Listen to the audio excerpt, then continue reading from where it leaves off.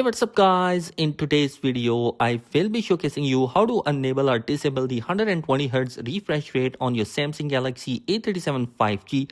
So let's begin the video. Now, in order to change the refresh rate, you just need to open up your settings, then choose display. Under display, tap on motion and smoothness. And then you have two options. You have the adaptive, which is the 120Hz refresh rate, and you have the standard, which is the 60Hz.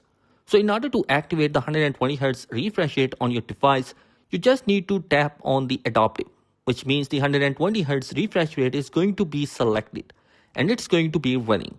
And that's basically how you can enable the 120Hz refresh rate.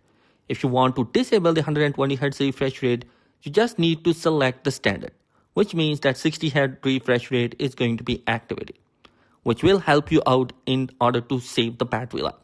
And you guys, this is the way through which you can turn on or off the 120Hz refresh rate on your device. I hope this video will be helpful for you. Thanks for watching. Be sure to subscribe. Peace.